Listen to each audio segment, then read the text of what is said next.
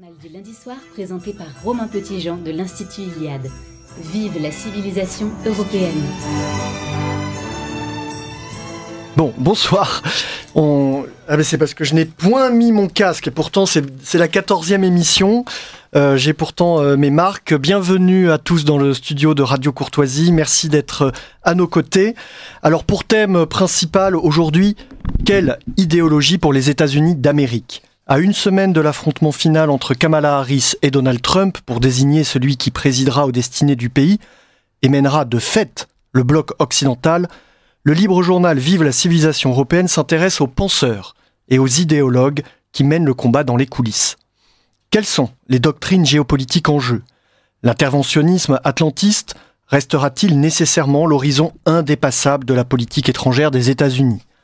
Entre la peur et l'envie d'en découdre avec la Chine, la vassalisation renforcée ou l'indifférence vis-à-vis des 500 millions d'Européens, le soutien quasi-religieux ou l'exaspération progressive vis-à-vis d'Israël, le financement et l'armement de ce qui est pour eux le proxy ukrainien face à la Russie, ou au contraire l'ouverture aux perspectives de paix et de négociation, quel sera le chemin qu'empruntera le département d'État américain à compter de janvier prochain ? C'est un enjeu décisif pour le monde et singulièrement pour l'Europe. Sur le plan intérieur, le management actuel de la population américaine par la DEI, diversité, égalité, inclusion, sera-t-il remis en cause ? Et cette alliance surprenante entre la droite tech menée par Elon Musk avec les blancs conservateurs du centre du pays aura-t-elle un avenir ?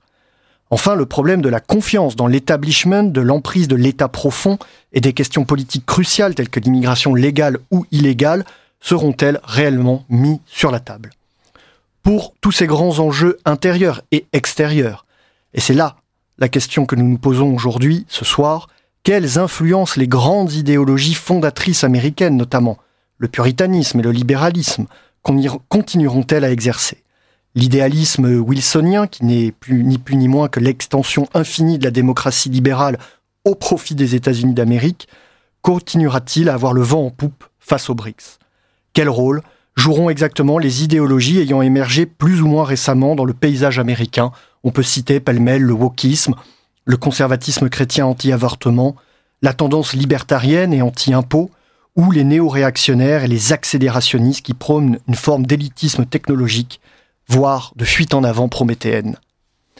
Pour aborder ce sujet, nous avons donc trois invités de choix. Un qui est en visioconférence, c'est Craig Willy. Est-ce que vous nous entendez bien ? Oui, je vous entends très bien. Merci d'être avec nous. Craig Willy, vous êtes écrivain, conseiller politique franco-américain. Vous avez un blog, je vais tout de suite le nommer Evopolitique, www.craigwilly avec un C, RAIGWI2LY.com. Vous traitez des rapports entre la politique, la nature humaine, les biotechnologies et les tendances démographiques. Vous connaissez évidemment très très bien les États-Unis d'Amérique et je vous remercie d'être avec nous. Nous avons ici dans le studio deux auditeurs de l'Institut Iliade, Hector Burnouf qui est auditeur de la promotion Athéna. Vous le connaissez bien puisqu'il est animateur également sur Radio Courtoisie. Il contribue à des revues qui nous sont chères, la revue Livre Arbitre, Éléments ou L'Incorrect, pour ne citer que celle-ci. Bonsoir Romain, bonsoir chers auditeurs. Merci d'être avec nous Hector. Et Gabriel Pignès, qui est membre de la rédaction d'Éléments, lui, et du pôle études de l'Institut Iliade, que nous avons déjà évoqué à cette antenne. Il a fait une thèse de doctorat sur la politique américaine et il est avec nous pour ce grand développement. Vous connaissez le format d'émission, le temps est compté, donc j'invite chaque intervenant à synthétiser sa pensée, la rendre la plus intelligible possible pour les très nombreux auditeurs qui sont avec nous. Et je salue évidemment Pierre Leprince que nous retrouverons tout à l'heure pour ses chroniques musicales et Gabriel Fouquet qui a pris sa boussole artistique que nous suivons tous. Nous suivons de près vos recommandations. Gabriel, merci d'être avec nous. Alors, je vais peut-être justement commencer par une première question qui moi m'intéresse tout personnellement, ce sont les idéologies fondatrices des États-Unis d'Amérique. On a évoqué le puritanisme, le libéralisme, le républicanisme. Qu'est-ce qu'il en reste ? Quelles sont parmi ces idéologies fondatrices déjà ? Est-ce qu'elles sont réellement cohérentes les unes avec les autres ? Ou est-ce que dès le départ des États-Unis d'Amérique, il y a une tension, il y a des contradictions entre ces idéologies ? qu'est-ce qu'il en reste aujourd'hui dans la destinée des États-Unis d'Amérique, cette tension qu'on ressent entre nation et empire? Est-ce que les États-Unis d'Amérique sont la négation ou le prolongement de l'Europe? Autant de questions qui sont à l'intérieur de ces idéologies fondatrices. On évoque souvent le Mayflower, donc ces puritains qui sont d'une certaine façon chassés d'Europe pour fonder les États-Unis d'Amérique, mais ce ne sont pas les seuls, puisque sur ce continent, on retrouve une forme de geste héroïque, on retrouve aussi un type d'homme un peu aristocratique qui ressemble un peu aux vieils européens et qu'on retrouve quelques centaines d'années plus tard. Craig Willy, vous qui vous êtes beaucoup intéressé à ces questions, est-ce que ces idéologies fondatrices sont réellement cohérentes ou dès le départ, nous sommes confrontés à une nation qui naît justement dans la contradiction? Alors, je pense qu'il y a clairement des tensions dès le début entre ces trois idéologies fondatrices des États-Unis. Donc, on a mentionné le puritanisme, qui est vraiment l'idéologie d'origine des Pilgrim Fathers, des premiers colons aux États-Unis, où il y a une idée de bien commun, une idée de poursuivre le bien, pas la liberté de choix comme fin propre, mais liberté pour choisir le bien, et notamment la notion de conscience. Donc, les Américains ont toujours une autocritique, parce qu'ils ont cette idée que l'individu peut suivre sa conscience, établir des nouvelles églises, par exemple, ne pas coopérer avec l'État. Et donc ça, c'est toujours une source de tension et d'évolution. Ensuite, il y a le libéralisme qui, je dirais, est lockéen et qui est ontologiquement individualiste, donc qui prend l'individu comme le fait fondamental, qui est affirmé notamment dans la Déclaration d'indépendance, qui établit le régime américain, où il est dit que nous tenons ces vérités comme évidentes, que tous les hommes sont créés égaux et qu'ils sont dotés par leur créateur de certains droits inaliénables, parmi lesquels la vie, la liberté, la poursuite du bonheur. Donc on voit très bien qu'il y a une justification du régime américain par l'individu, la liberté de l'individu, et cette tendance est révolutionnaire parce que la déclaration d'indépendance, certes, concerne les États-Unis, mais ces principes, théoriquement, s'appliquent partout dans le monde. Et donc, à l'origine, des Américains comme Thomas Paine ou Thomas Jefferson ont soutenu la Révolution française parce qu'ils voulaient exporter ces idées dans tout le monde.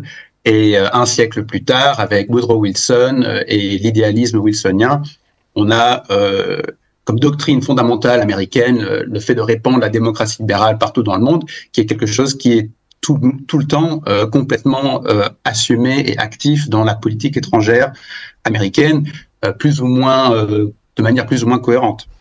Aujourd'hui, cette oui. volonté, voilà, d'étendre à l'infini ces valeurs donc de la démocratie libérale au monde entier, puis finalement transformer chaque habitant de cette terre en petit Américain, c'est un moteur pour l'Occident mené par les États-Unis d'Amérique.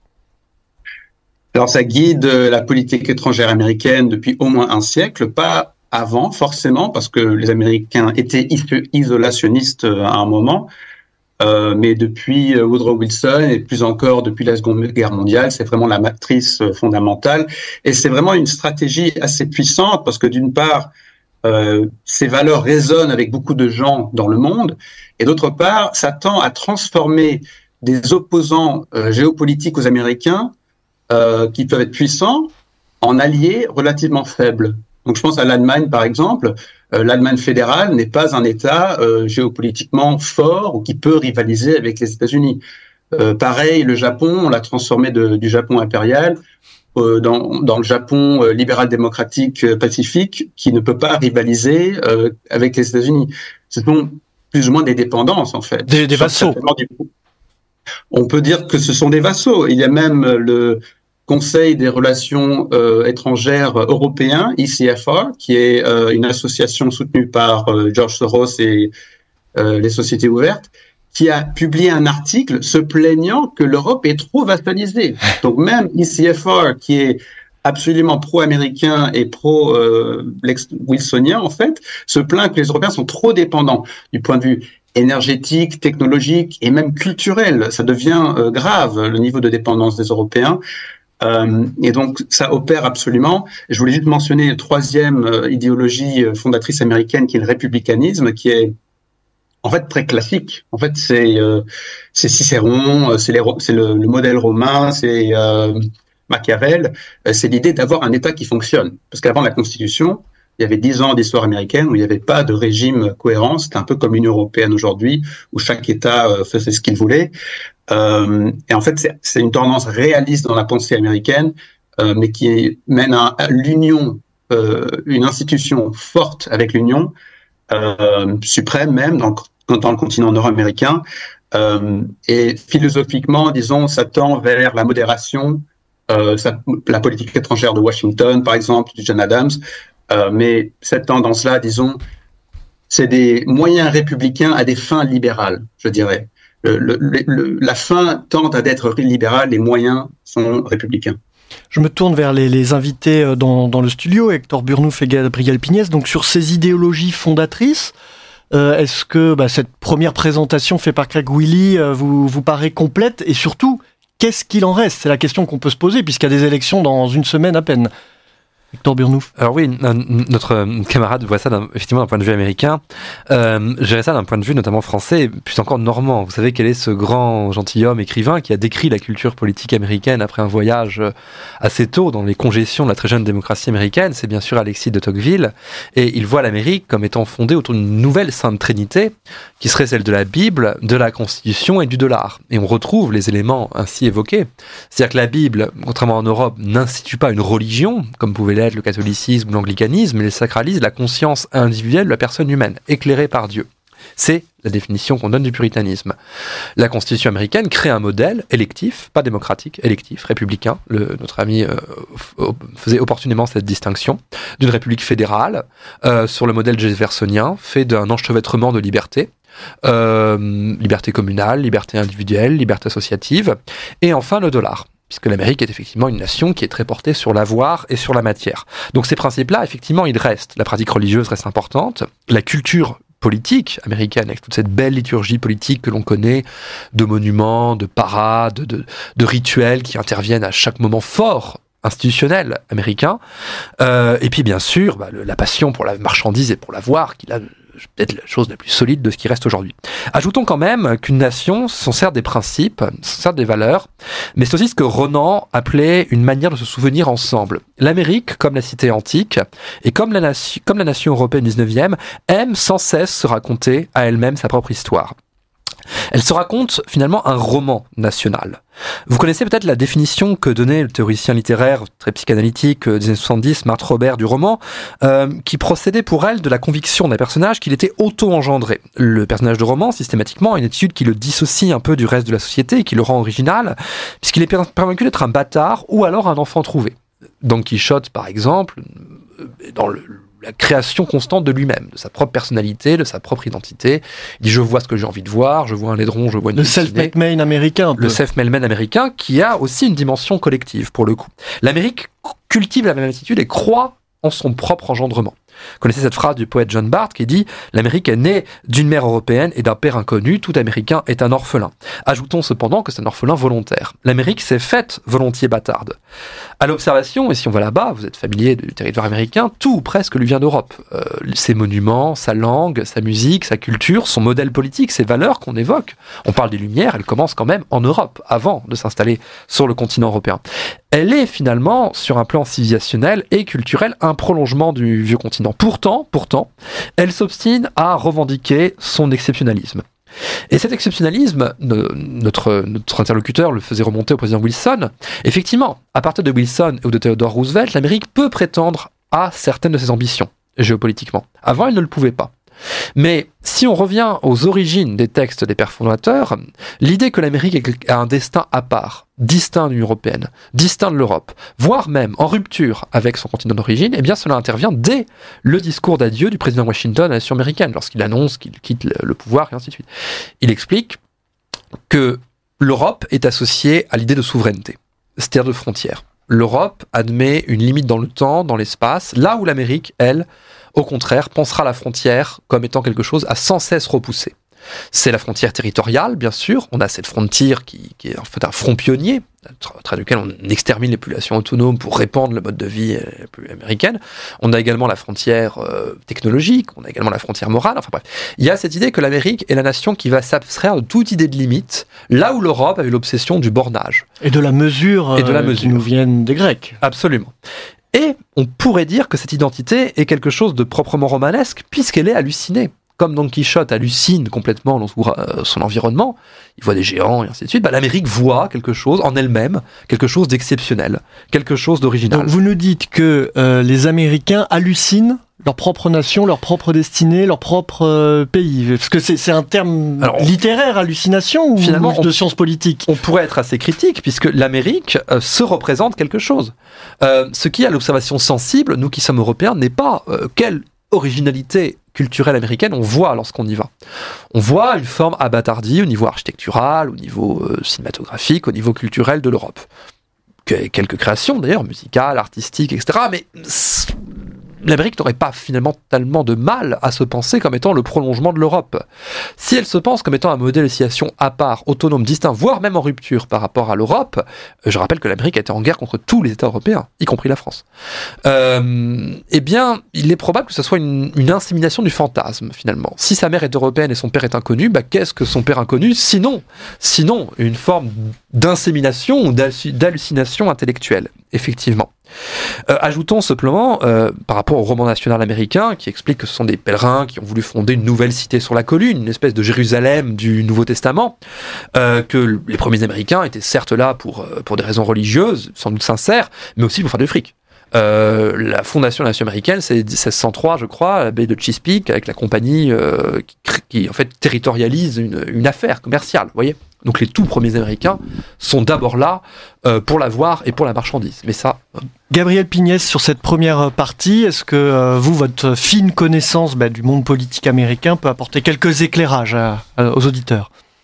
Alors merci pour l'invitation, merci Hector pour tout ce que tu viens de raconter. Moi, j'aurais du mal à faire remonter les idéologies politiques américaines avec un fil conducteur qui proviendrait, on dirait, de leur naissance, on dirait, en tout cas du XVIIIe siècle, voire du XVIIe si on remonte jusqu'au début. Parce que le système politique américain s'est structuré, s'est clivé de manière assez récente. C'est-à-dire que ce que constituait, par exemple, le Parti républicain jusqu'aux années 80-90, ne répondait pas à une idéologie particulière. C'était une structure, en fait. C'était une alliance électorale qui pouvait être un peu bâtarde pour les élections législatives fédérales, par exemple, avec des candidats qui ne partageaient pas une idéologie uniforme.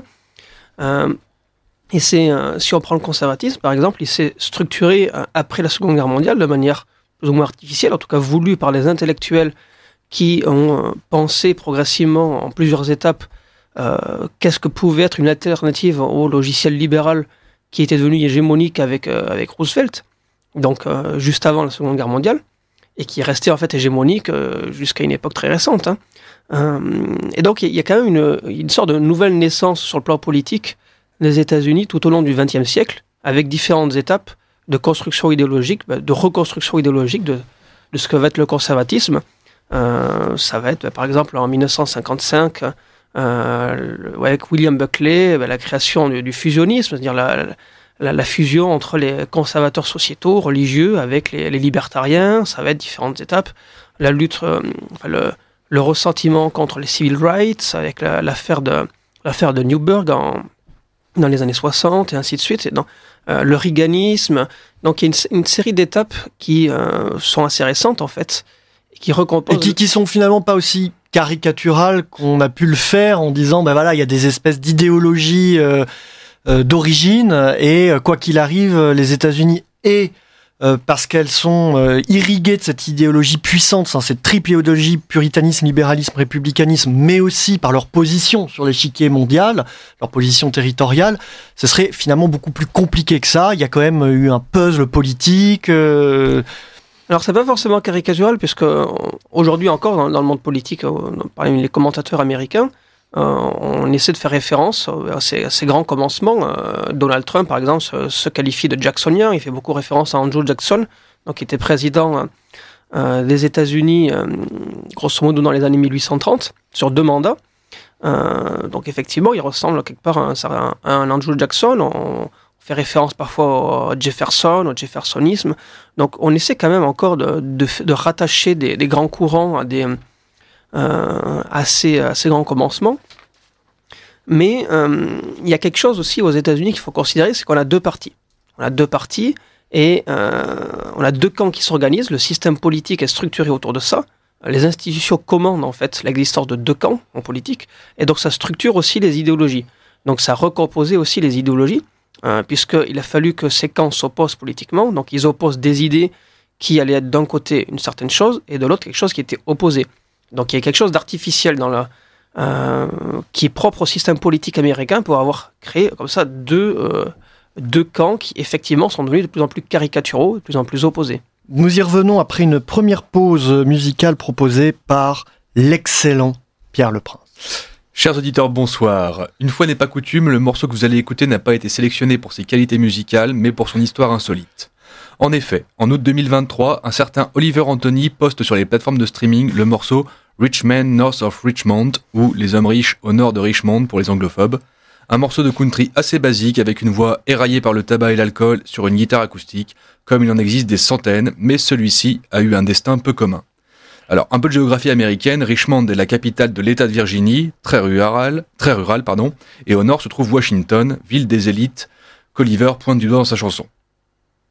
Et cette chanson, sortie de nulle part, s'est retrouvée en quelques jours au sommet du top 100 américain et est devenue en quelque sorte l'hymne non officiel de l'Amérique profonde, ces fameux white trash qui bossent pour un salaire de misère et qui subissent le dédain des élites progressistes. Bref, devant le succès inattendu de ce morceau, les médias de grand chemin n'ont pas traîné pour en pointer le caractère populiste, voire complotiste, puisque les paroles font allusion à une île appartenant à un certain Jeffrey Epstein. Et comble de l'infamie, la chanson a été rapidement partagée par de nombreux influenceurs trumpistes, je fais des guillemets avec les doigts si vous ne me voyez pas, boostant ainsi sa popularité chez les Américains périphériques qui refusent de disparaître. On écoute donc Rich Men North of Richmond d'Oliver Anthony. I've been selling my soul, working all day, overtime hours for bullshit pay, so I can sit out here and waste my life away. Drag back home and drown my troubles away. It's a damn shame what the world's gotten to for people like me, people like you. Wish I could just wake up and it not be true, but it is. Oh, it is living in the new world with an whole soul. These rich men north of Richmond, Lord knows they all just wanna have total control. Wanna know what you think, wanna know what you do, and they don't think you know, but I know that you do. 'Cause your dollar ain't shit, and it's taxed to no end. 'Cause the rich men, north of Richmond.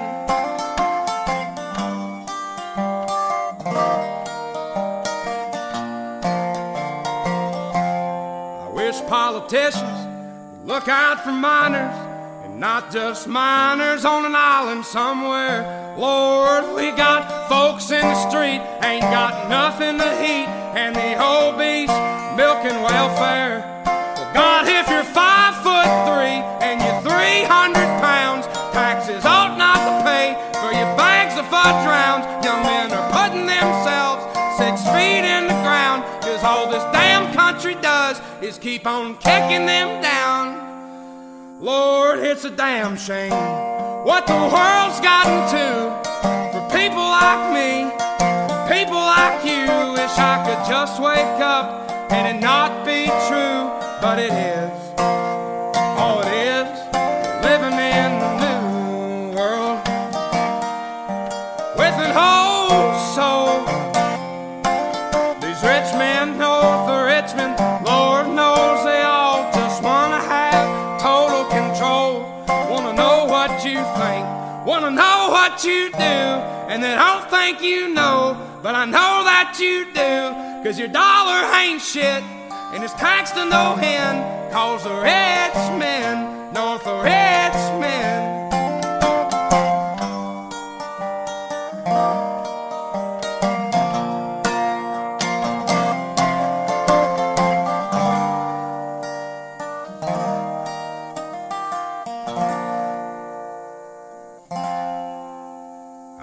I'm selling my soul, working all day, overtime hours for bullshit pay.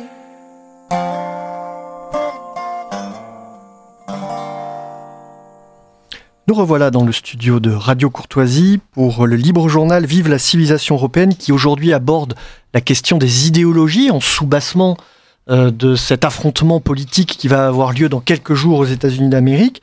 Gabriel Pignès, vous parlez de cette bipolarisation entre les ânes et les éléphants qui finalement selon vous, a imposé les idéologies. C'est-à-dire que la bipolarisation politique a poussé les différents camps idéologiques à revoir leur copie. Est-ce que vous pouvez développer cette idée ? Alors, c'est une grande question de la science politique américaine de savoir d'où provient la polarisation du champ politique. Est-ce qu'elle provient comme ça est-ce qu'elle était déjà inhérente au corps social ? Est-ce qu'elle était déjà en puissance dans la population ? Ou est-ce qu'elle provient du monde politique et des logiques du monde politique ? Je pense qu'il y a les deux, mais je pense que le monde politique a beaucoup joué, notamment à partir des années 80-90, quand le Parti républicain cherche à revenir au pouvoir. C'est-à-dire que le Parti républicain parvient à faire élire des présidents républicains, des présidents de droite, mais avec des congrès de gauche depuis 1954. C'est-à-dire que, en fait, ils ne pouvaient pas gouverner, ils ne pouvaient pas faire appliquer leur politique, puisque jamais ils n'avaient le pouvoir législatif. Et donc, ils ont opéré artificiellement, c'est parfaitement reconstitué, une stratégie de polarisation pour désigner deux camps, faire revenir le politique d'une certaine manière, désigner le camp démocrate comme un ennemi, et donc ils ont rendu, on va dire, plus schématique la vie politique américaine. C'est un personnage... Oui, parce qu'avec les mid-terms, il y a des élections tous les 2 ans, enfin c'est extrêmement régulier qu'il y a le show politique aux États-Unis. Oui, c'est l'élection permanente, ce qui porte un vrai sujet maintenant pour mettre en place des politiques de long terme aux États-Unis, ce qui est un vrai sujet aussi pour les Européens, quand on voit les changements de politique étrangère qu'il peut y avoir, le changement de rapport à l'Europe, avec par exemple des républicains désormais qui sont beaucoup plus isolationnistes. Donc c'est un vrai sujet. Mais après, on parlait de la bipolarisation, mais chaque parti va être aussi un ensemble de chapelles. C'est-à-dire qu'ils vont s'unir pour un programme commun, ce qui n'existait pas avant les années... pas autant avant les années 80-90, pour remporter les élections, mais en leur sein, ils sont évidemment des coalitions. C'est ça, une coalition, parce que presque un réservoir pour une multitude de petits groupes. On les a cités tout à l'heure dans la présentation. Je parlais des néo-réactionnaires, des wokistes, des conservateurs chrétiens, etc., qui finalement essayent d'avoir de l'influence sur les deux partis incontournables. C'est le fonctionnement, selon vous, aujourd'hui, des États-Unis d'Amérique, des groupes idéologiques assez radicaux, qui poussent leur avantage et qui savent qu'ils vont être d'une façon ou d'une autre récupérés par un des deux grands partis. Alors, il y a le système des primaires qui joue beaucoup et que nous, on n'a pas. Puisque ici, en France, par exemple, on a des partis qui sont très centralisés. Si on veut être candidat, par exemple, aux législatives, c'est totalement centralisé au parti. Il n'y a pas de primaire, il n'y a pas de première élection, on va dire, à l'échelle locale. Alors qu'aux États-Unis, oui. Et les primaires, on le sait très bien, dans leur fonctionnement, forment, on va dire, une prime à la radicalité. Ça, c'est parfaitement mesuré par les politologues aux États-Unis. Et donc, on a des candidats, on va dire, de droite et des candidats de gauche qui sont de plus en plus idéologisés, ce qui n'était pas le cas avant, puisque ce système des primaires n'était pas tout puissant auparavant. Craig Willy, vous partagez ce constat de Gabriel Pignès? Est-ce que c'est dingue alors, excusez-moi, c'est dingue. c'est impressionnant puisqu'on parle en ce début d'émission de l'importance des idéologies qui ont pu irriguer dans les États-Unis d'Amérique pour finalement arriver à la conclusion que le système politique les enchasse finalement, en poussant chacune de ces petites idéologies à se radicaliser, mais à être marginales finalement. Alors, je pense qu'il y a plusieurs sources de la polarisation des États-Unis. Je pense que d'une part, c'est la taille du pays qui permet de soutenir des sous-cultures médiatiques concurrentielles. Donc, l'audiovisuel n'est pas dominé par 5 chaînes plus ou moins consensuelles. On a Fox News depuis au moins les années 90. On a les chaînes radio conservatrices, par exemple. Et donc, l'établissement médiatique libéral, progressiste, a toujours été, en fait, du moins depuis les dernières décennies, libéral et progressiste. Mais il y a toujours eu aussi une contre-culture conservatrice qui polarise, je pense, la société. Je pense qu'il y a plus de pluralisme médiatique aux États-Unis qui mène à ça. Et maintenant, en plus, on a le déclin des médias traditionnels et on a la montée des réseaux sociaux, donc des médias alternatifs. Et on a vu beaucoup dans cette campagne, notamment du côté de Donald Trump, le fait qu'il parle avec des podcasts comme Joe Rogan ou d'autres qui ont plus de public que les chaînes. Je veux dire, il faut se rendre compte de ça. Les gens ne regardent plus les médias traditionnels. Et on a vu, un peu avant 2016, en fait, je pense que vers la fin de la présidence d'Obama, que les médias et les cercles journalistiques ont commencé à s'auto-radicaliser. Et ils ont commencé à être de plus en plus déconnectés de la population. Et ça a continué comme ça. Je veux dire, beaucoup de médias ont fait faillite. Et ceux qui existent, soit c'est des médias de prestige comme le New York Times ou Washington Post, plus ou moins soutenus par des milliardaires comme Jeff Bezos ou Carlos Slim, ou c'est des médias qui quasiment font faillite et que le personnel... Enfin, je sais pas, c'est pas des stagiaires, mais c'est pas la belle carrière devant eux. Et donc, ils prêchent de plus en plus vers leur chapelle. Donc, il y a une fragmentation culturelle, médiatique de la société américaine, un peu comme ce qu'on constate en France, Jérôme Fourquet avec son archipel français et d'autres études, mais je pense plus poussé aux États-Unis. Ils poussent toujours plus loin et ça mène effectivement à une radicalisation massive, mais ça doit être bipolaire à cause du système politique, effectivement. Et si je peux retourner aux origines et quelle est leur pertinence aujourd'hui, il faut dire que jusqu'à récemment, les Américains sont restés relativement religieux, croyants et familiaux. Et ça décline que maintenant. C'est que maintenant que les jeunes Américains commencent à devenir athées, commencent à dire que la patrie, la famille, c'est pas important pour eux. C'était pas vrai encore, par exemple, à l'époque de George Bush, au début des années 2000. Et donc maintenant, en fait, on se base sur la définition du bon libéralisme. Et ça, c'est le débat depuis, je dirais, Franklin Roosevelt. Est-ce que avoir plus de liberté, c'est réduire l'État? Et donc plus de marché, etc. Ou est-ce que c'est l'État doit soutenir les individus pour leur permettre d'être libres en leur donnant de l'argent, en leur protégeant des discriminations, etc. Et en fait, depuis Lincoln, je dirais, l'aspiration démocratique justifie la centralisation du pouvoir. Mais ensuite, mais avec chaque centralisation, il y a un retour de bâton. Donc on a Lincoln, puis la reconstruction où l'État fédéral se disperse. On a Franklin Roosevelt, on a Lyndon Johnson, mais ensuite on a Reagan, on a eu Obama, puis on a eu Trump. Enfin, vous voyez un peu le cycle. Alors nous allons nous intéresser maintenant un tout petit peu plus aux deux personnages, alors qui sont un peu des personnages de romans, Trump et Kamala Harris, surtout Trump.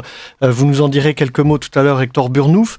Grâce à la chronique de Raphaël Emma, que vous connaissez bien puisqu'il intervient chaque mois dans ce libre journal, activiste provençal et auditeur de la promotion Frédéric Mistral, il nous propose sa perspective identitaire sur Donald Trump. Je suis relativement jeune, j'ai 22 ans et en 2016, quand Donald Trump rentre pour la première fois à la Maison-Blanche en battant Hillary Clinton, j'ai 15 ans. J'étais encore au collège, en 3e, et je me souviens du tremblement de terre que ça avait suscité dans l'opinion. Le soir de l'élection, Quotidien faisait une émission spéciale qui était consacrée. Durant celle-ci, une jeune fille dans le public éclate en sanglots, atterrée par la victoire de Trump. Elle, française dont un océan l'a séparée de la politique américaine, s'effondrait, atterrée par l'annonce du résultat. Le lendemain, mon cartable sur le dos, j'allais en cours. Je m'en souviens. C'était la classe d'un de mes profs d'histoire géo, un républicain bon chic, bon genre, comme l'éducation nationale sait en produire à cadence industrielle. Ni une, ni deux. Le cours de la journée était annulé. Pour le programme, on verrait plus tard. L'affaire était trop grave. Aux États-Unis, première puissance mondiale, c'était acté. Le ventre de la bête immonde était encore fécond. Mon professeur avait voulu lancer un simulacre de débat. En réalité, il cherchait à influencer le parterre de collégiens devant lui dans une condamnation stricte et partisane de Donald Trump. Il ne manquait pas d'inventivité. Sans trop de scrupules, il comparait l'accession au pouvoir de Trump à la montée des fascismes. Ensuite, il filait une comparaison entre son arrivée au pouvoir et la popularité grandissante du Rassemblement national en France. Les noms d'oiseaux fusaient. Trump était un populiste, un démagogue, un raciste, mais surtout un irresponsable. Je me souviens d'une phrase que l'on entendait beaucoup à l'époque et que mon professeur avait prononcée. Imaginez, Donald Trump a accès au bouton de l'arme atomique. Des élèves à la conclusion du cours s'alarmaient. C'était bientôt la Troisième Guerre mondiale qu'il disait. Et puis voilà, mon cartable toujours sur le dos, je rentrais chez moi. Bien heureux d'avoir été averti par mon professeur sur la menace brune qui rampait et qui nous menaçait là-bas de loin, de l'autre côté de l'Atlantique. Puis plus tard, avec le temps, j'ai mûri. Déjà, je ne l'ai pas vu arriver, moi, cette Troisième Guerre mondiale. Au contraire, je lisais ci et là que Trump était un dirigeant bien moins belliciste que son prédécesseur, Obama, que l'on avait cessé de me présenter durant toute mon adolescence comme l'incarnation même du type cool. Je n'ai jamais été un grand fan du soft power américain. Je le trouvais trop tapageur, kitsch. J'avais été éduqué dans une famille communiste qui interdisait le Coca-Cola à table et qui, je crois, n'aurait pas été mécontente que la guerre froide se termine autrement. Mais pourtant, je trouvais chez Trump une certaine bonhomie. Le personnage incarnait totalement le rêve américain, même dans ses démesures, par son passé d'homme d'affaires, son style, sa ganache, son exubérance. Mais pourtant, quelque chose chez lui me parlait. Je le savais pas encore, mais ce sentiment de familiarité que je ressentais à l'égard de cet homme que l'on diabolisait tant était précisément le moteur de son succès outre-Atlantique. En fait, derrière Donald Trump, je découvrais une Amérique que je ne connaissais pas et qui pourtant portait le pays du bout de ses bras. Je commençais à faire des recherches. Les white trash qu'on les appelait. C'était eux la grande inconnue de l'élection de 2016 qui avait, contre toute attente, fait basculer le sort de l'élection. Alors que les instituts de sondage se concentraient sur l'opinion des Californiens ou des grandes métropoles, ils avaient oublié une inconnue. Et quelle inconnue? Cette Amérique rurale, blanche souvent, populaire, méprisée, dépeinte en redneck, peu représentée, mais qui incarnait le gros des forces vives de l'électorat républicain trumpiste. C'était elle qui avait plébiscité Donald Trump. Et étrangement, malgré l'océan qui nous séparait, je me sentais proche d'elle, de ses problématiques, de ses inquiétudes, qu'elles soient sociales ou identitaires. Parce qu'à travers l'Amérique pro-Trump, je retrouvais avec une étrange similarité ma propre France périphérique, celle où j'avais grandi, où le Rassemblement national faisait des scores dictatoriaux. Je ne la connaissais pas encore à l'époque, mais cette Amérique de Trump, comme ma France de Marine, était à l'image d'un magnifique discours prononcé par Jean-Marie Le Pen. Il disait « Alors vous tous, les petits, les obscurs, les sans grade, les humbles travailleurs, seniors, agriculteurs retraités, femmes et familles solitaires, veufs et veuves, Gavroche à qui j'avais dit le soir du 21 avril 2002 « N'ayez pas peur », vous que jamais l'on entend, vous que l'on a toujours trouvé sur le chemin de l'honneur d'être français, vous qui toujours à la guerre ou au champ, à la mine ou à l'usine, à l'établi comme au comptoir ou à l'école faites votre devoir en silence, vous qui n'avez jamais servi ou travaillé que pour des prunes, reprenez avec moi le pouvoir. Retrouvez avec moi le privilège d'être français, allons dire ensemble à l'univers étonné que la France est de retour, vive la nation, vive le peuple. Et c'est ainsi. Ce sentiment était peu ou prou le même aux États-Unis, chez cette Amérique populaire grande inconnue qu'il était autorisé de moquer, de mépriser et d'humilier. Derrière l'élection de Donald Trump, il y avait en réalité bien plus qu'une vague haineuse. Il y avait un sursaut de fierté, de ras-le-bol, d'une volonté parfois maladroite des Américains de reprendre en main leur destin. Et voilà ce qu'était Donald Trump, un symbole. Populiste certes, mais dans mes oreilles ce n'était plus un gros mot.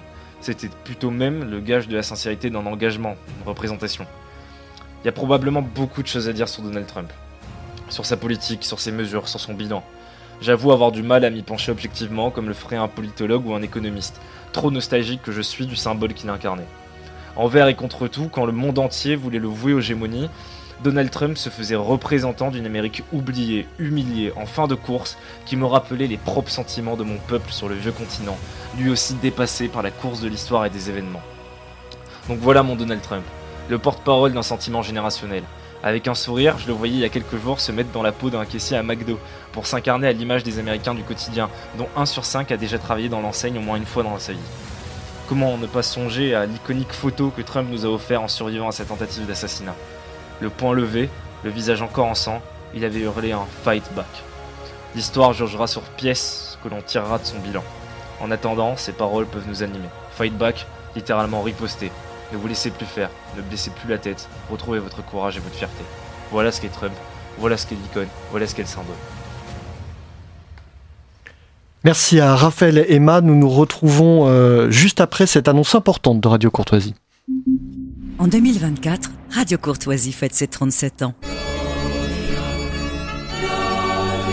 Pour célébrer ce bel événement, rejoignez-nous à la messe d'Action de Grâce à l'occasion de cet anniversaire et aux pots amicales qui auront lieu le samedi 9 novembre à 11h en l'église Sainte-Eugène-Sainte-Cécile, 4 du Conservatoire, Paris 9e.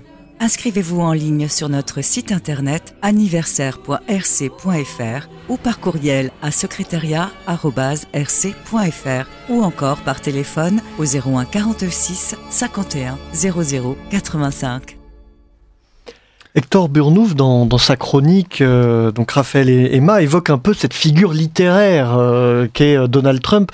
Vous évoquiez tout à l'heure en coulisses les topics de la littérature américaine dans lesquels on pouvait le retrouver. Alors, c'est une belle évocation déjà qu'a fait votre chroniqueur, et il perçoit beaucoup de choses. C'est-à-dire que Donald Trump, effectivement, colle au roman national américain que l'on évoquait. Il parlait de la manière dont il a survécu et mis en scène sa résurrection après l'attentat.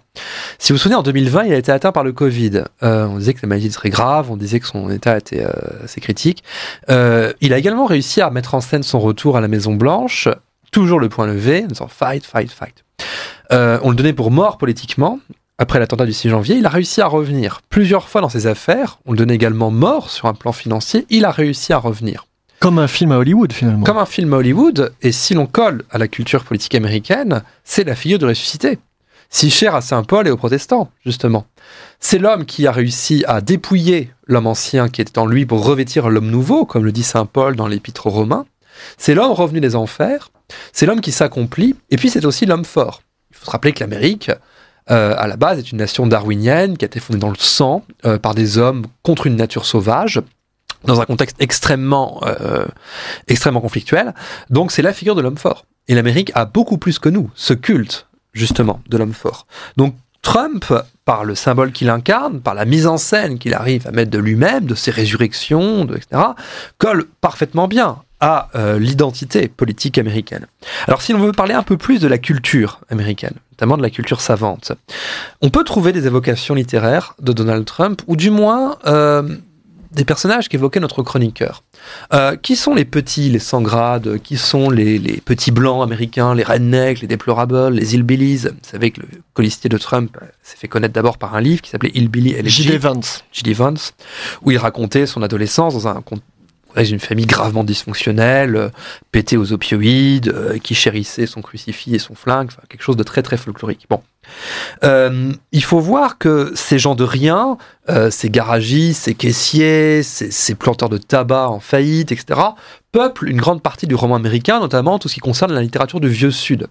On les trouve dans un écrivain qui n'est plus très lu aujourd'hui, mais qui a beaucoup vendu à l'étranger dans les années 50-60, qui était Screen Caldwell, notamment Tobacco Road. On le trouve chez William Faulkner, qui peut encore être lu et même étudié dans un contexte savants. Ce sont des gens souvent édentés, moches comme Gavroche, pour reprendre les mots du chroniqueur, mais qui cependant arrivent à tenir une parole de vérité inspirante. Ils vous parlent de théologie calviniste protestante, ils vous parlent du récit national de la fondation des États-Unis, on les croise au coin de la rue, ils manifestent on ne sait comment une espèce de grandeur, en tout cas ils sont toujours improbables, toujours surprenants, toujours sincères. C'est un élément de la culture politique américaine, cette sacralité de la personne humaine. C'est-à-dire que même la plus petite chose a une valeur intrinsèque. On le retrouve aux origines du modèle politique anglo-saxon. Songez au Bill of Rights anglais, songez à la Magna Carta. La personne a des droits, la personne a une dignité. La culture politique continentale va peut-être beaucoup plus insister sur le collectif, les institutions, les États, le peuple, la nation. Là où la culture politique anglo-saxonne, et même la culture tout court, va insister sur la personne. Cette personne à qui on accorde des droits, cette personne que l'on magnifie dans le roman, et cette personne, y compris la plus humble, y compris la plus misérable, y compris celle qui est moquée, à qui Donald Trump parle, justement. La littérature américaine nous renseigne sur justement ce public qui tout d'un coup sort de nulle part. Le phénomène Trump est insondable. C'est pour ça que l'élection est aussi incertaine, puisque les gens qui vont voter Trump sont des gens qui parfois n'ont jamais voté de leur vie, qui sortent de leur réserve amiche, qui n'étaient pas informés par le politique, mais qui ont vu quelque chose et qui s'y sont identifiés, soit parce que Trump les a fait rire, soit parce que le fait d'être croquignolé comme ça, le dissocier de l'élite un peu pisse-froid des grandes côtes. Et vous évoquiez aussi la littérature de la frontière, la capacité des Américains à toujours vouloir la repousser, et on retrouve Trump... dans ce culte de l'homme fort, la littérature de la frontière, c'est une littérature, pour trouver ça chez Jack Kerouac ou comme Rack McCarthy, qui souvent décrit l'univers américain comme un univers sanglant, violent. L'univers de Trump est un univers quand même assez violent. C'est quelqu'un qui va défendre le second amendement, c'est quelqu'un qui va également défendre une certaine forme de brutalité sociale, dont on n'a pas idée en Europe occidentale. Songez ce que c'est que de vivre sans assurance santé, par exemple. C'est également, encore une fois, un des éléments du roman national américain. C'est l'Amérique primitive que voit Chateaubriand en arrivant lors de ses voyages et que l'on va civiliser. Reculer la frontière, c'est aussi étendre le domaine de l'American Way of Life, c'est étendre le domaine du vivable. Et là, pour le coup, on a l'imaginaire de la petite maison dans la prairie, on a l'imaginaire de l'Américain qui veut créer une espèce de foyer autonome, autosuffisant chez lui, vous voyez. Donc, si Trump séduit, c'est au-delà des affaires de programme, d'adhésion rationnelle, d'idées politiques. C'est parce que je pense qu'il parle profondément à l'inconscient américain. Il parle à l'inconscient de la personne, que l'on dit déplorable. Il parle à l'inconscient religieux, par cette figure du ressuscité. Il parle également à l'inconscient pionnier. C'est-à-dire, c'est quelqu'un qui ne cache pas la nature profondément violente, conflictuelle de l'Amérique. Si on revient à la politique, il porte en lui ce retour à la nation américaine contre les velléités impériales, finalement, des États-Unis, puisqu'il a une forme d'isolationnisme. Vous faites allusion, effectivement, à plusieurs prises de position de Donald Trump. Vous avez un livre de Paul Gottfried que les auditeurs pourront lire avec intérêt, qui s'appelle Donald Trump entre la nation et l'empire, aux éditions Geoffroy de Bouillon, je crois. Donald Trump avait fait un discours important que vous connaissez, Gabriel, à Varsovie, en 2017, où il expliquait que The West... The West will never fail. Pardon pour les auditeurs, c'est de l'anglais. Notre civilisation va triompher. Son caractère propre, Dieu, la famille, la nation, ne s'effondrera jamais. Que disait-il à travers l'Ouest? Quand les présidents américains parlaient des États-Unis et du monde occidental, ils parlaient d'une proposition universelle. Ils parlaient de droit politique, ils parlaient d'un système juridique, ils parlaient du Bill of Rights, tout ce que vous avez évoqué auparavant. Ils parlaient d'une proposition adressée à tous les hommes, aussi bien aux Guatémaltèques qu'aux Chinois, etc. Là, Donald Trump, et c'était nouveau pour un président américain, parlait de l'Ouest comme d'un point sur la carte, vous voyez. Certes, il englobait l'Europe, et nous n'avons pas forcément envie de cette identité avec le monde occidental en tant qu'Européens, mais néanmoins, il arrivait à penser l'Amérique comme quelque chose de particulier, vous voyez, et non pas comme effectivement une proposition adressée à tous les êtres humains qui serait essentiellement définie par un modèle politique et des droits. Il y a une forme de rupture, ça. Et il y a une forme de rupture qui a aussi inspiré sa politique que l'on a dit isolationniste, même si vous nuancerez, je pense, puisqu'il a aussi voulu que l'Amérique garde un rôle leader dans le monde, mais avec une certaine franchise. C'est-à-dire qu'il ne se cachait pas que l'Amérique désormais agirait en coalition avec ses alliés, avec les gens qui auraient à l'estime de la défendre, et qu'après tout, l'Amérique interviendrait là où ses intérêts sont en jeu. Et il laisse entendre que l'Europe n'est plus vraiment dans ses priorités. Gabriel Pignès, je vous donne la parole, et puis ensuite Craig Willy pourra s'exprimer. Alors, pour ce qui est de sa politique étrangère, je dirais pas qu'il est si isolationniste que ça. Il a été qualifié notamment de jacksonien, en référence au président Andrew Jackson, première moitié du 19e siècle. Ça, il y a une classification des types de politique étrangère qui a été faite par un certain Walter Russell Mead. Jacksonisme serait moins un repli sur soi que, on dirait, une défense musclée des intérêts directs états-uniens, sans idéalisme, vraiment sur la base d'enjeux de puissance. Et il l'a montré notamment avec la Chine. La Chine, là, il a vraiment été assez brutal. Alors, en tout cas sur le plan commercial, bien sûr, mais il y a un vocabulaire, il y a une manière de s'exprimer, on est dans la guerre économique. Je ne dirais pas qu'il est si isolationniste que ça. En revanche, sur l'Europe, il y a une volonté, il y a une tendance de fond aux États-Unis, on le voit depuis le pivot vers l'Asie de Barack Obama, qui a été entamé à la fin de son premier mandat en 2011, d'un rééquilibrage stratégique des États-Unis vers l'Asie-Pacifique. Donald Trump, tout comme Joe Biden, s'inscrit dans cette tendance. Il n'y a que la guerre en Ukraine actuellement qui a ralenti cette tendance. Mais et Kamala Harris aussi va dans le même sens. Donc là, il y a une forme de consensus aux États-Unis d'Amérique pour continuer sur une voie, qu'elle soit démocrate ou républicaine, finalement. Oui, il y a des grandes permanences de la géopolitique et de la politique étrangère, parce qu'elle doit être menée en plus de 4 ans, en plus d'un seul mandat. Donc il y a une tendance à vouloir que l'Europe prenne en charge sa propre sécurité pour que les États-Unis puissent se rééquilibrer vers des théâtres géopolitiques qui les intéressent beaucoup plus, dans lesquels ils ont plus d'intérêt. Et probablement que ça s'accentuera avec le changement démographique aux États-Unis, puisque là-bas ils font des statistiques ethniques, ils savent très très bien que les blancs bientôt seront minoritaires, ils seront un peu plus de 50%, et la population est fait de plus en plus appel à des immigrés asiatiques, donc avec de vrais liens avec les diasporas indiennes, etc. Donc ils vont devenir, si ça continue dans cette tendance, de moins en moins, je pense, attachés à l'Europe et de plus en plus attachés plus à l'Asie ou au continent américain. Craig Willy, il y a beaucoup de choses qui ont été dites entre les parallèles littéraires d'Hector Burnouf et l'amorce d'analyse de la nouvelle géopolitique des États-Unis d'Amérique. Je vous laisse réagir. Alors, le sujet de l'émission, c'est les idéologies. Au-delà de cette élection, donc je voulais parler un peu des idéologies émergentes aux États-Unis. On a mentionné le fait que la politique étrangère, en fait, elle est plus ou moins bipartisane, c'est-à-dire les démocrates et les républicains, traditionnellement, ont à peu près la même approche wilsonienne. On a des éléments nouveaux avec Trump notamment. Donc, à gauche, ça reste à peu près la même chose, un peu plus radicalisé avec le wokisme, disons.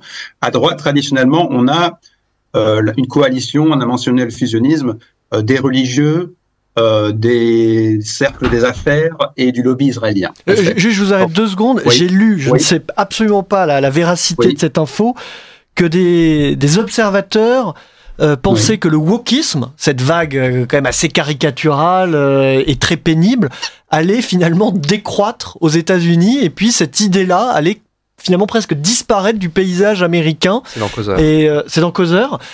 Donc, est-ce que c'est quelque chose que vous partagez, ou est-ce que les États-Unis d'Amérique aussi vont, d'une certaine façon, subir ce wokisme encore pendant des décennies, Alors, disparaître, je pense absolument pas. Moi, je pense pas du tout. Moi, je pense que c'est un fait générationnel et institutionnel qui va rester longtemps.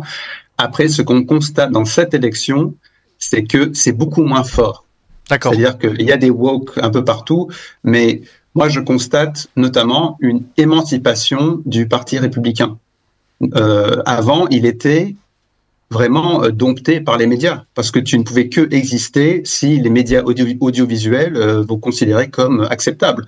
Le contraste entre Pat Buchanan avant Trump, par exemple, qui avait un candidat, disons, des positions relativement similaires, mais bien plus cultivées que Trump, lui n'existait pas, parce qu'il était pas admis. Alors que Trump, il s'en fout des médias traditionnels, c'est-à-dire il fait ce qu'il veut, il était sur les réseaux sociaux, et le plus de couverture médiatique que les médias traditionnels lui donnaient, en fait, le plus ça le renforçait. Donc, lui, c'est vraiment pour moi un candidat de transition entre le monde médiatique traditionnel, où lui d'ailleurs il était très fort, dans la télévision et dans les journaux new-yorkais, et le nouveau monde post-médiatique, disons, ou avec les réseaux sociaux, les médias alternatifs, etc. Mais pour moi, c'est évident que tout l'écosystème woke va rester en place. Toutefois, on voit par exemple que le Washington Post a décliné de soutenir l'un ou l'autre candidat. Et ce serait Jeff Bezos qui aurait donné cette instruction. Pareil pour le LA Times, pour un autre propriétaire. Et donc, on voit que les oligarques américains font attention. Ils se disent, si Trump gagne, je veux pas qu'il me punisse. Donc, on va essayer d'être un peu plus équilibré. Et après, moi, je dis tout simplement, il y a un problème démocratique quand tous les médias vont à l'encontre de la moitié de la population. Je veux dire, ce n'est pas possible. Nous connaissons bien ça en France, oui. Quand tous les journalistes sont des progressistes, quasiment, il y a un problème. Donc, et ça se traduit par des dysfonctionnements sociétaux et politiques majeurs. Donc, je vous ai coupé, vous étiez en train de faire la litanie de tous ces nouveaux groupes idéologiques. Alors, plus à droite, on a parlé des wokistes. Vous vouliez évoquer quel groupe ? Alors, donc il y a la coalition traditionnelle, je dirais des religieux, des cercles des affaires et du lobby israélien, des néoconservateurs. Ça, c'est la coalition traditionnelle avec la trinité anti-avortement, anti-impôt, pro-Israël. Voilà, c'est ça, oui. C'est ça la droite américaine depuis jusqu'à très récemment. Avec tous les évangélistes dedans. Avec des évangélistes notamment, mais pas que, je veux dire, des milliardaires pro-israéliens, tout simplement.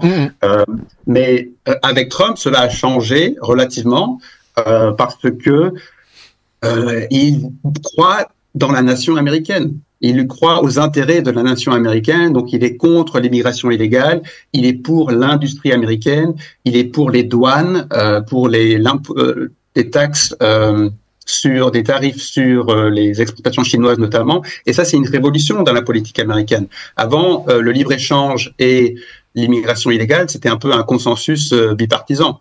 Donc lui, Trump ne porte pas une idéologie parce que c'est un populiste personnaliste, je dirais.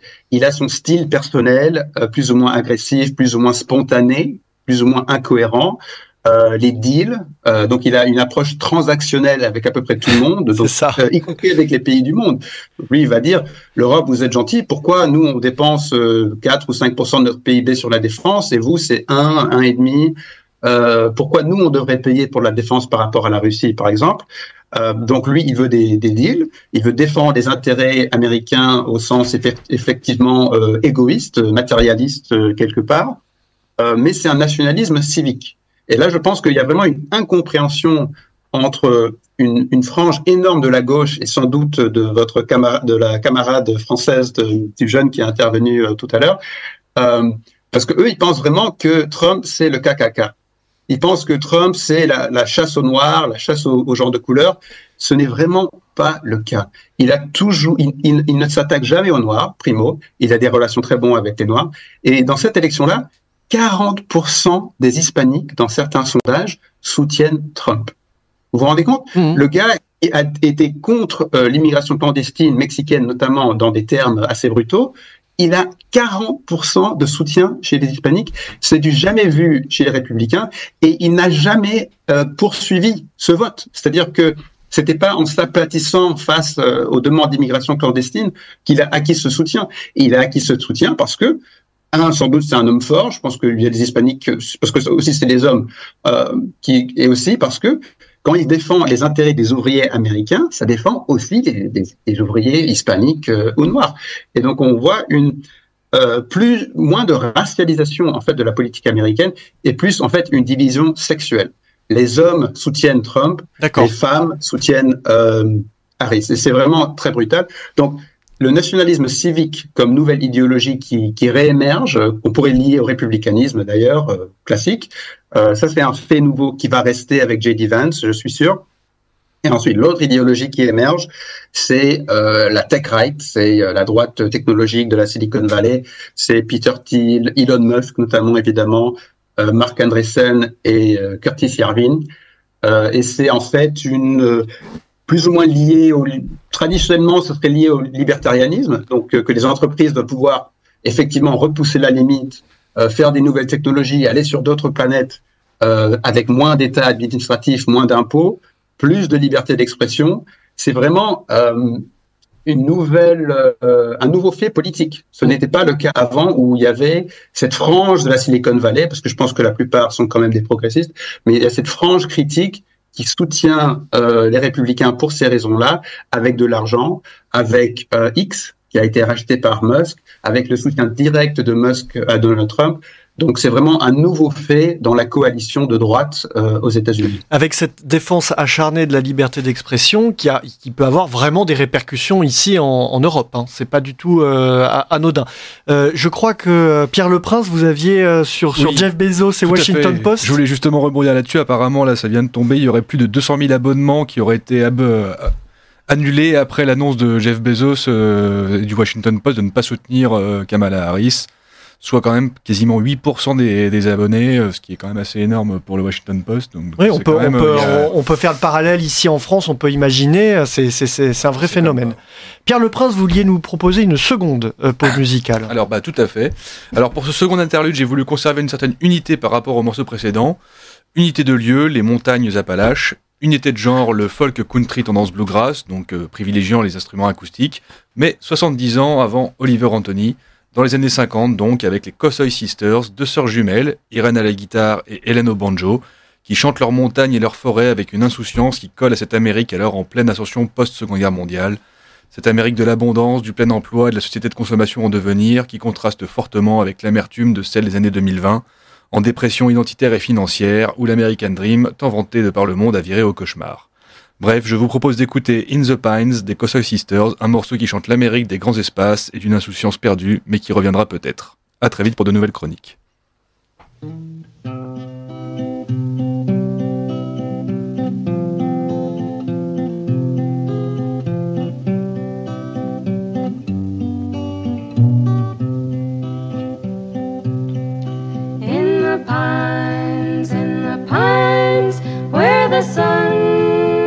Shines, shivered where the cold winds blow.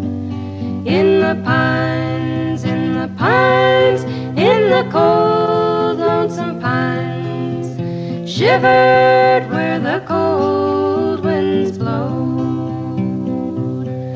Little girl, where'd you stay last night? Not even your mother knows. I stayed in the pines where the sun never shines, shivered where the cold winds blow. The prettiest girl that I ever did see lived down in the Georgia pines, and the only girl that I ever did love, I knew she'd never be mine. Little girl, what have I done that makes you treat me so? You've caused me to weep, and you caused me to mourn like I never done before. Little girl, don't you lie to me. Tell me, where did you get that dress? From a man in the pines where the sun never shines, shivered where the cold winds blow. In the pines where the sun never shines, shivered where the cold winds blow.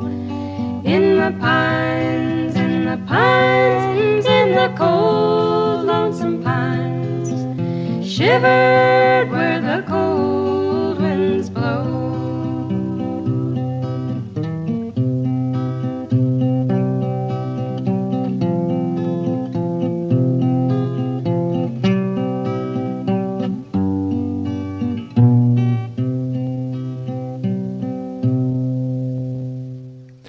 Hector Burnouf, vous vouliez réagir après les propos de Craig Willy? Oui, nos camarades décrivaient avec beaucoup de précision le paysage politique américain, et en particulier le caractère très composite de ces deux grands partis, qui sont plutôt, effectivement, vous l'avez rappelé, des coalitions d'intérêts ou d'idéologies disparates, que peuvent être le Parti démocrate ou le Parti républicain. On fera quand même une différence dans le paysage politique aujourd'hui, et c'est ce qui explique peut-être la dynamique de Donald Trump, c'est que là où le Parti républicain effectivement se traîne cette vieille coalition puritano-néoconservatrice et ainsi de suite, il a quand même fait un choix. C'est-à-dire que Donald Trump a arraché l'investiture de son parti à la hussarde en 2015-2016, et ce faisant, il peut proposer aux Américains un discours très clair, sur lequel tout le parti n'est pas forcément aligné. Beaucoup vont voter pour lui, faute de mieux, parce qu'ils veulent battre les démocrates, et ainsi de suite.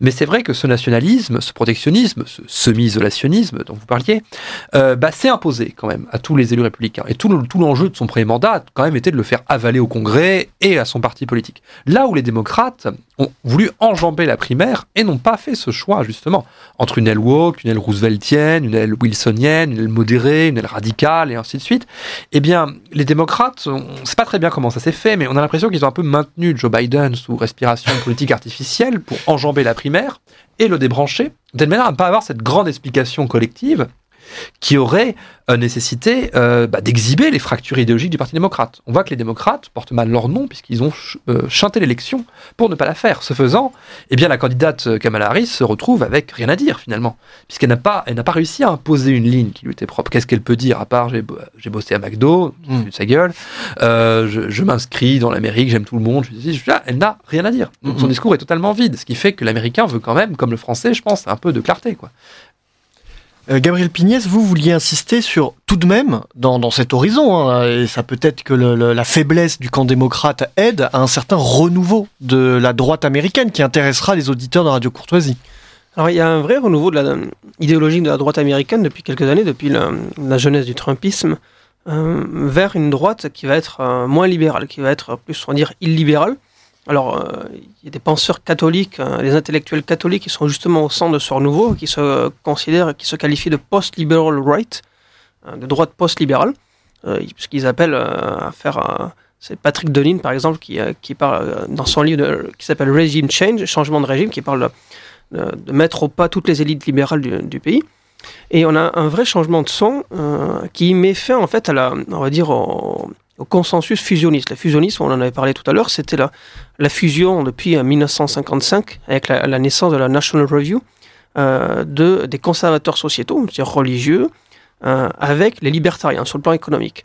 Et c'est une sorte de synthèse un peu bâtarde, libérale conservatrice, qui en fait n'a rien conservé du tout, qui est parvenu au pouvoir, mais c'est aussi parce qu'ils n'avaient pas le Congrès, hein, mais il faut être un peu indulgent aussi avec eux.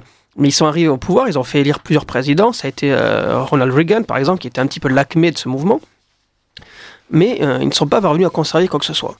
Et ils sont arrivés les Américains sont arrivés dans les années 2000, surtout l'Amérique de droite, avec une Amérique où le peuple blanc, les blancs moyens étaient un peu sacrifiés sur l'autel de la mondialisation, avec l'entrée de la Chine dans l'OMC en 2001, et on en parlait déjà depuis 20 ans, hein, dans les grands journaux, allaient devenir minoritaires, du fait de l'immigration continue et du fait de qui passaient sous 2 enfants par femme.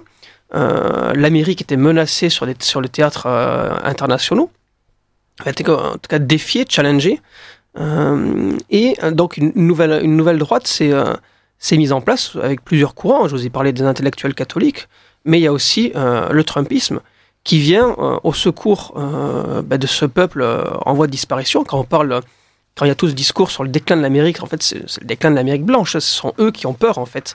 Et on le voit vraiment parce qu'il y a des statistiques ethniques sur tous les sondages. On dit que ce sont eux qui ne rêvent plus. En fait, c'est eux la fin du rêve américain. Ce sont eux qui n'y croient plus. Les Latinos, au contraire, y croient de plus en plus. Les Asiatiques aussi. Je crois même, oui, que Craig Willy, dans son blog, vous évoquez la montée des élites asiatiques aux États-Unis d'Amérique et que c'est un phénomène absolument pas négligeable. Absolument. Les Asiatiques, notamment les Indiens et les Chinois, sont massivement surreprésentés dans les universités, et ce, malgré une discrimination très prononcée par les universités en faveur des Hispaniques et des Noirs.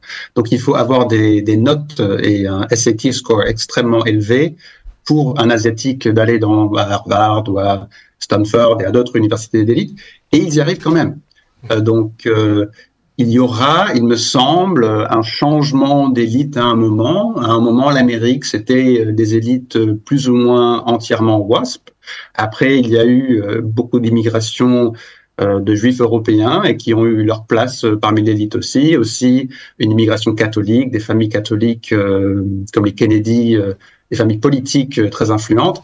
Et maintenant, ça va peut-être être les Asiatiques. Certainement, à la Silicon Valley, énormément des PDG de Hewlett-Packard, de Nvidia, sont d'origine asiatique. Donc, il y a un changement, et on voit aussi, par exemple, dans la base démocrate, chez les étudiants, les manifestations anti-israéliennes et pro-palestiniennes sont massives. Il y a une déconnexion totale entre le Parti démocrate, qui est très pro-israélien, par les cadres, et la base, et je pense que ça démoralise aussi les démocrates dans cette élection, et dans la génération prochaine, je ne suis pas certain que à gauche, les Israéliens aient beaucoup de soutien en Amérique.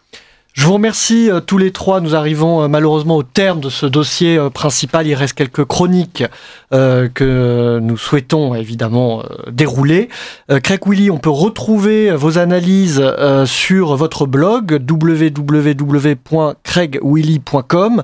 Hector Burnouf, Gabriel Pignès, merci d'avoir été avec nous. Il y a évidemment beaucoup de fils à tirer. Alors on peut peut-être retrouver certaines de vos analyses dans Éléments, dans l'Incorrect, qui traite évidemment de ce sujet des États-Unis d'Amérique. Merci d'avoir été avec nous. Nous allons maintenant passer à notre dernière chronique. Le libre journal du lundi soir présenté par Romain Petitjean de l'Institut Iliade. Vive la civilisation européenne.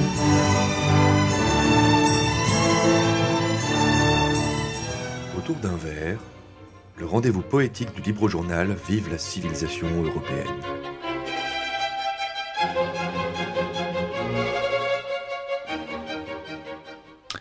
Et nous retrouvons désormais Gabriel Fouquet, qui interprète les poèmes de Frédéric de Cinquiaux dans notre rendez-vous poétique mensuel Autour d'un verre, une chronique où elle nous partage son regard sur le monde à travers les réflexions d'un jeune couple, Frédéric et Romain. Cette semaine, elle vous propose, chers auditeurs, un texte intitulé « Le mariage traditionnel européen ». Soudain, le jour des noces sans crier gare est là, et impose avec force sa nature et sa loi. Mon cœur demain dès l'aube, nous unirons nos âmes, au milieu de ces landes vous deviendrez madame. Comment vous sentez-vous à l'approche des vœux? Qui scelleront nos sorts en présence des dieux? Pour l'instant, mon cher ami, mon esprit est ailleurs. Demain n'est point encore et naît dans quelques heures. Mes pensées sont tournées vers les préparatifs, un labeur rappelant le destin d'un Sisyphe. Je m'agite et je cours, je crie, j'aboie, j'ordonne, j'envoie valser les tables, les chaises me sermonnent. Une danse s'opère, le mobilier se meut, nos bons amis présents nous épaulent au mieux. Peu à peu, le jardin se pare de guirlandes, de fleurs et de blé d'or, de thym et de lavande. Les nappes dépliées sont prêtes à recevoir les mets qui gâteront nos convives du soir. Je viens de m'occuper de dresser les plateaux de fruits frais et juteux, de fromage. C'est beau. Voyez un peu vous-même. Des cales de trirème. Ces barques vont voquer par les vents sur les flots, une œuvre d'art signée par vos mains et pinceaux. Bravo à vous, Romain. Que dites-vous dès lors d'aller dormir avant le réveil aux aurores? Mais fort bien. Allons-y donc, hardis et excités. Bonne nuit, Frédéric. Bientôt jeune marié. Le lendemain. Il nous faut avancer vers le dolmen sacré. Tous nos proches en arc forment notre assemblée. Nous font la haie d'honneur sous la pluie invitée. Votre père est présent, il est à vos côtés. Quelle immense surprise, saluons son effort. Offrez-moi votre main, si vous êtes d'accord. Marchons dans cette brume, dépassons le cortège, rejoignons notre hôtel pour y asseoir le siège d'un valeureux foyer. Acceptez cette épée. Dès cet instant précis, je vous fais chevalier, vous confiant ma vie et celle du bébé. J'attends de vous défense et protection armée pour épargner nos âmes des malheurs et dangers. J'y consens sans un doute et vous remets la clé, épousant la serrure de notre maisonnée. Vous deviendrez sa reine et saurez couturer les limes de son antre grâce à vos doigts de fée. Nos deux mères s'approchent et nous lient de rubans. Nos pères rendent grâce aux éplorés absents. Buvons dans cette coupe pour le moment présent, puis plantons l'olivier dans nos chers sédiments. Tout près, le sonneur fait chanter son doux biniou. Ses notes accompagnent de l'été les redoux. Tous nos remerciements, chers amis et familles, témoins des anneaux d'or qui à nos doigts scintillent, pour les siècles des siècles dans le haut firmament, ainsi de nos ancêtres, puis de nos descendants. Le libre journal du lundi soir présenté par Romain Petitjean de l'Institut Iliade. Vive la civilisation européenne.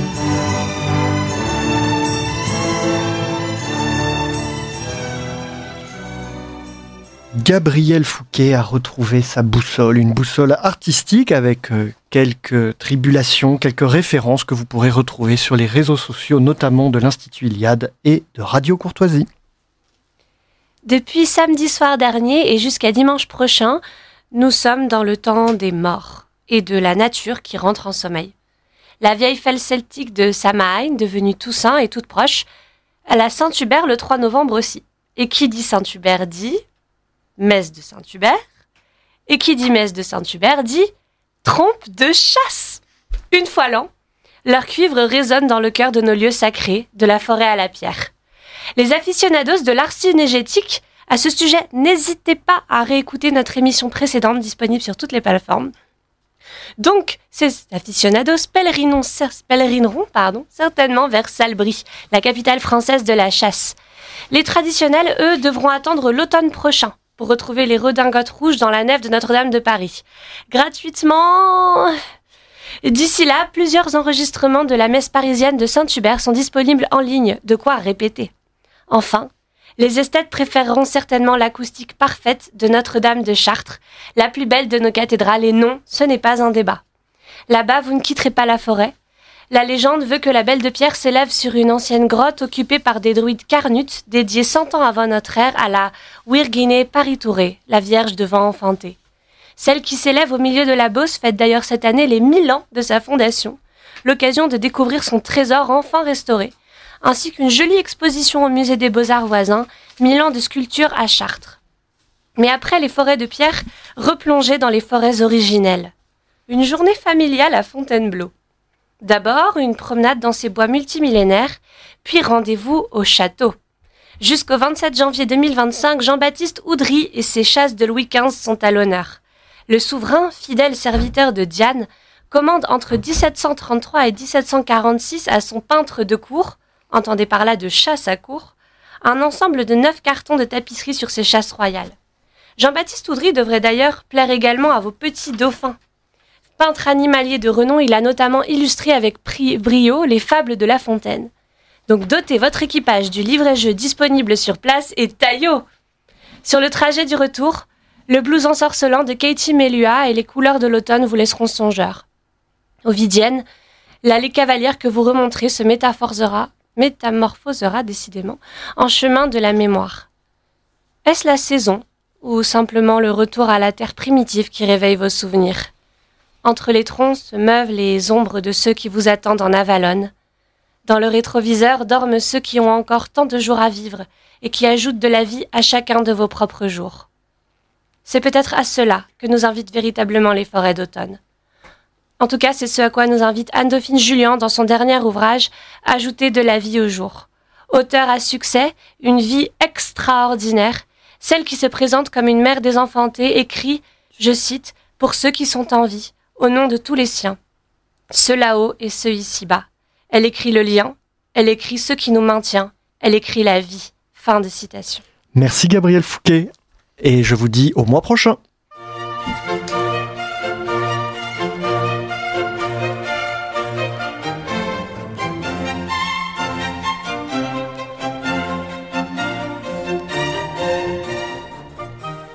Vous venez d'entendre le libre journal du lundi soir, dirigé successivement par Pierre-Alexandre Bouclé, puis par Romain Petitjean, assisté de Françoise, diffusé en direct sur Radio Courtoisie lundi 28 octobre 2024 de 18h à 21h et réalisé par Claudio. N'oubliez pas que Radio Courtoisie est une radio culturelle associative. Afin de sauvegarder une indépendance absolue, Radio Courtoisie refuse toute ressource publicitaire. Radio Courtoisie ne vit que grâce à ses auditeurs.